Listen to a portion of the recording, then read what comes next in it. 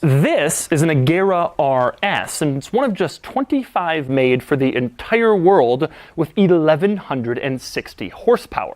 But this car also has the optional 1 megawatt package, which costs $270,000. Yes, an option that costs $270,000 to bring this car up to 1,400 horsepower. This particular Agera, called the RS1, is especially unique as it's one of just 8 Agera RS models in the United States and one of just 5 or 6 in the United States with the 1 megawatt package. This car is also the reigning champ for the world's fastest production car. It'll top out at more than 280 miles per hour. And yes, the market value of this car is around $10 million. Yes, that's right. $10 million for a car. But anyway, we start the quirks and features with the doors, which are, quite simply, the single coolest doors in the car industry. Now, Koenigsegg refers to them as a dihedral synchrohelix, but basically what that means is they do this. That is just about the coolest thing you will ever see doors do. And the way it works is actually quite interesting, as you might imagine. To start the process of opening the doors, you press this little silver button located below the paint in this little carbon fiber area that's sort of out of direct sight. You push it, and the first thing that happens is, if the windows are up, they roll down a little bit. Now, the reason they do that is because of what happens next. The door then, on its own, sort of moves forward and swings out, and the windows have gone down so they can fully clear like the front fender and the front area. Otherwise, they would smash and break against the front fender as the door does its thing. So then the door moves all the way forward and all the way out, and then it's just that simple. You can get into the car just like this, like in a normal car, except now the door is up here. That dial is a little bit more interesting than just that. You can also twist it to the left or to the right, and it turns on the backup camera, which is mounted in back just below the exhaust. And so while you're driving along, you can see, for example, if flames shoot out of your exhaust, you can see it happen while you're driving. You can also see all of the cars that you're leaving in your dust in your 1,400 horsepower Koenigsegg just by twisting that dial. Now, the other cool thing in between the seats, you can see this little ghost logo. Now, this ghost logo is kind of cool in the history of Koenigsegg. When Koenigsegg was taking over some warehouses in order to build their factory, they got the warehouses from the Swedish Air Force, and painted on some of the planes was this ghost logo from the Swedish Air Force. The Air Force sort of informally requested, hey, can you kind of integrate that ghost logo into some of your cars? And so they did. And so any Koenigsegg that's built at that factory that used to be where the Swedish Air Force had their planes with the ghost logo on it, those Koenigsegg's also have the little ghost logo as sort of a tribute, which is a really cool thing to see. And there's one right between the seats. Now, one thing you won't see right between the seats would be a window. This car doesn't have a rear window. More on that in a minute. Now, another item I want to talk about on the inside of this car is the roof, which actually comes off. Your Koenigsegg is a convertible. The roof has this beautiful blue Alcantara, just like a lot of the rest of the interior, and it can be removed. There are 3 latches in the front part of the roof that take it off, and then there's 2 in back, one behind either rear seat. You pull it off and you can enjoy all the open air experience of Koenigsegg driving, and also obviously you can hear your exhaust a little bit better. Next up, we move on to the outside of the car for a few interesting quirks and features, and I'm going to start with the tow hook. Now, the tow hook for this car is mounted down here in what appears to be like the front lip. And I figured if you actually tried to tow it from here, it would just pull off the front lip and destroy everything. But the owner assures me this is one of the strongest points of the car, and yes, this is where you tow it. I would be incredibly scared to actually try it, but apparently it works, and that's actually a structural piece. It's incredible. Another interesting item you'll find in the front is the windshield wiper, which stays right in the middle. That's a nod to like the Le Mans Racer LMP prototype cars, which do the same thing. Apparently, it helps direct the air in a position, then it gives the car just a little bit more downforce for whatever reason. But either way, that's where it is, stuck straight in the center. When it wipes, it kind of starts in the middle and goes to the driver's side, then the passenger side, and then right back to the middle. That's something you won't see in just about any other street car. Also interesting, the little wiper washer jets, which are right here in the front compartment on top of it. In between them it says Koenigsegg, and then they come out of a piece of carbon fiber, because of course they do. The car actually has 4 rear brake lights. Now you can see right below that brake light there is another one of those ghosts. Same deal from the Swedish Air Force in the factory. It's just another little hidden thing that you only know about if you really know about Koenigsegg. Now since we're around back and talking about the things above the engine, I should mention that you can clearly see from this angle why we don't have a rear window in the car. Like I mentioned in the interior, there's no rear window, and that's because this car has this optional roof scoop that takes the place of the rear window. That scoop is an option. You can choose whether you want it or not. And if you get it, you don't get a rear window. Kind of limits your visibility. But admittedly, you do get a very cool look instead. And you can see at the very top center line of that roof scoop has the little blue accent carried in from the interior, which is really cool. 2 other interesting items back here. One has to do with the backup camera. The backup camera in this car is strangely enough mounted below the exhaust, which is about the lowest mounting point you will ever see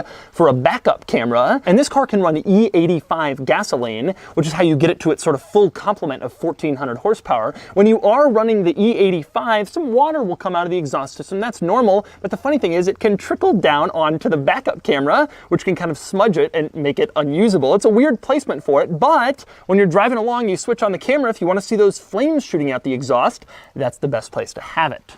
The other thing you can see back here very clearly is this giant wing. Now this wing has sort of hydraulics that can adjust its placement. You can't actually do that from inside the car. There's no like button to change where the wing is located. Instead, the car does it when you reach various speeds to give you sort of better aerodynamics, or if you're braking to give you more drag to help slow you down, the wing automatically adjusts. And of course, since I'm back here, it would be a crime to shoot a video with the Koenigsegg and not film a couple of engine revs. So I'm gonna do that now. Take a listen.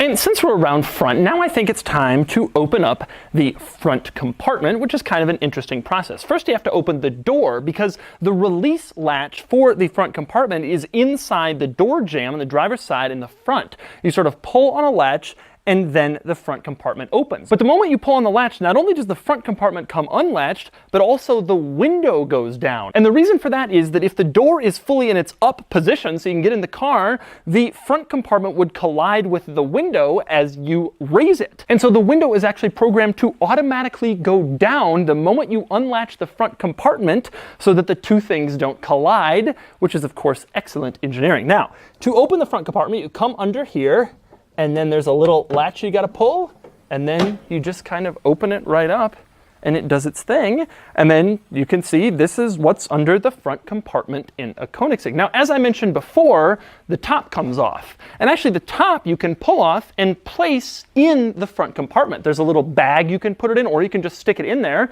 But the front compartment is designed to be large enough to carry around the top, so you don't have to leave it at home if you want to operate your Koenigsegg in convertible mode. And next up, since I just covered the front compartment, we might as well now cover the rear compartment, which of course contains the engine. Now, to access the rear compartment, similar to how you get in the front, there is a little latch in the door jamb. This time it's on the back side, on the driver's side. You pull the latch and then it sort of unlatches the rear compartment, and then you lift it open from there, and it is a massive piece of bodywork that you simply remove so that you can then gaze at your Koenigsegg's glorious 5-liter V8 turbocharged engine. Now, Koenigsegg makes this engine in-house, which is very unusual. Pagani obviously uses the AMG motor, and of course for Ferrari it's pretty common to make an engine in-house because their volume is much higher. But Koenigsegg makes very few cars, and yet they still insist on making the engine and transmission themselves. It's very impressive. Of course, also impressive is just seeing the car like this. Anytime you can see any car in this state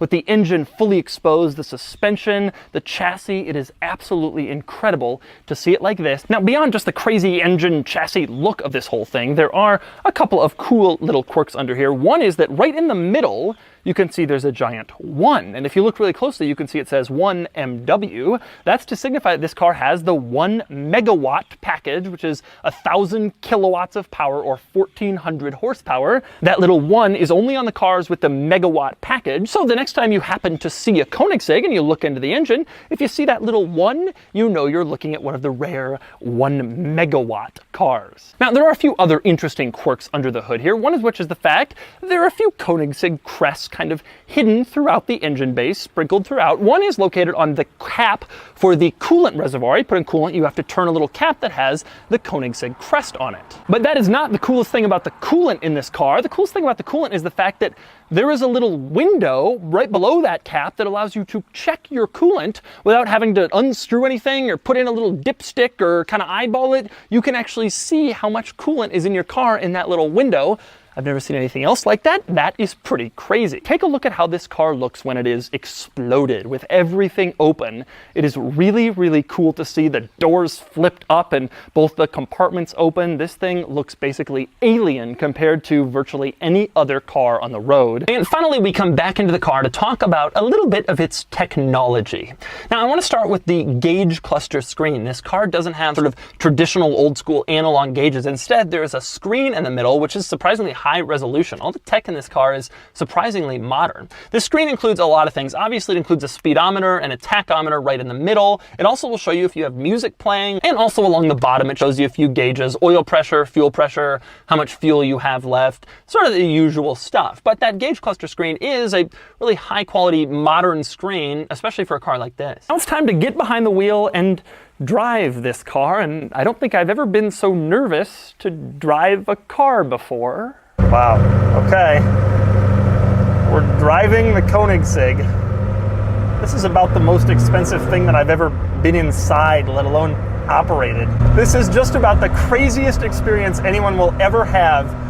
A lot of exotic cars, you drive them like R8, Huracan, you sit in them, it's like, oh, it's not that crazy, I could live with this. This thing, everything is just nuts. The curve of the windshield is crazy.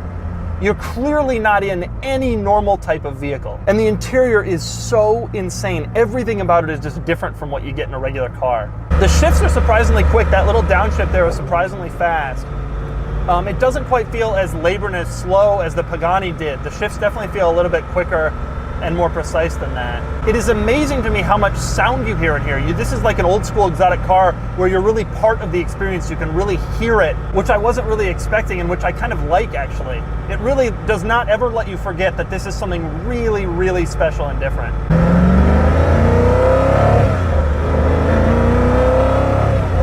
Yeah, you can feel that it does have, obviously it has a ton of power. Wow. Man, the sound it makes is absolutely incredible. It is commensurate with how much power is being delivered, and it really feels amazing. It really feels like you are getting a lot of power out of it. It doesn't feel quiet, like the Bugatti feels so quiet and luxurious and Bentley-like. This is the exact opposite of that. I love the power delivery and the way that the sound feels. It just feels like an angry, mean kind of exotic car. Steering is obviously really sharp, very nicely weighted, absolutely no vagueness, feels very precise. I'm only doing little movements, but the car clearly doesn't body roll at all. It's almost incredible how immediately on a line it is the moment you start to turn the steering wheel. Reminds me of like Huracan Performante, some of the cars that I feel are the very best in that regard. Wow. It's amazing how much sound you could unleash in this car. I can't believe that it feels like this. I always kind of figured Koenigsegg they were kind of neutered and they were Swedish and it would be simple and stable, and it does feel like that, but it also just feels like an angry, mad, exotic car that really wants you to go fast. And the steering feel is incredible. The car just feels so planted and flat, more than just about any car I've driven. The owner told me before I went and drove it that it feels like a go-kart, like a bigger go-kart. And I was thinking, well, it's like a multi-million-dollar car. It's got to be more refined and stuff than that. It is very refined, but also it just feels like you can throw it around and floor it and it gets mad and angry, and it does feel very tight. It really does feel like a go-kart. The shifting is great. You know, Koenigsegg makes all this stuff proprietary. You'd think it would kind of feel crappy, but it doesn't. The shifting feel is fantastic. And looking out in this cockpit, it's a narrow windshield in front of you. and then it just kind of, it's like an airplane or something. I mean, it's incredible.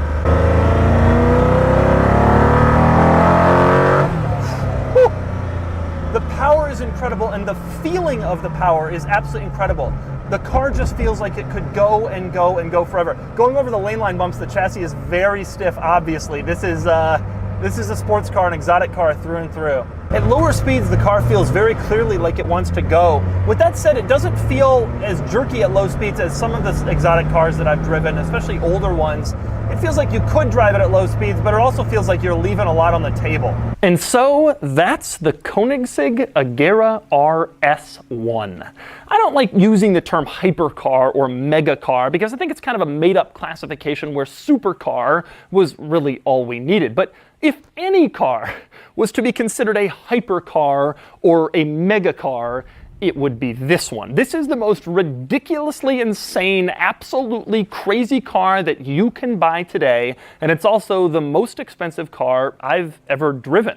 Of course, that's obvious because it's also one of the most expensive cars that exists.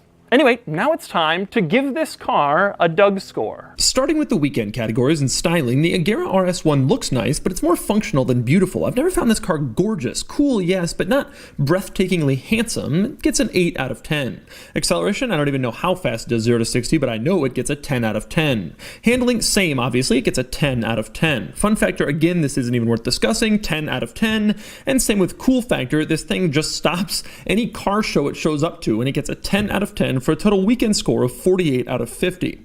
Next up are the daily categories and features, and I think it's insane, but I'm giving this a 6 out of 10. It has Apple CarPlay and heated seats and actually decent technology. It doesn't have adaptive cruise or the latest modern stuff, but it deserves that 6. Comfort is rough, not excessively harsh, but not great, and it gets a 3 out of 10. Quality is immensely high. If this was based solely on materials, it would get a 10, but reliability factors in too, and I truly wonder about these cars. In 20 years, what's it going to be like to maintain a vehicle where you can't even get a reflector or a trim piece from a dealer because there are no dealers, and Koenigsegg makes all the reflectors and trim pieces. That says nothing of engine reliability, of course, which is another factor to consider, so I'm bumping this down to an 8 out of 10. Practicality is obvious to everyone. It gets a 1 out of 10. Finally, value. It's almost impossible to say what this car is actually worth because these are so rare, but 8 to 10 million is a reasonable estimate. Obviously, that's stupid money for a car, but the owner paid way less than that. Values have gone up. Desirability doesn't seem to be faltering. You can't get a new one anymore. It's impossible to rate this, but I'm giving it a 6 out of 10 for a total daily score of 24 out of 50.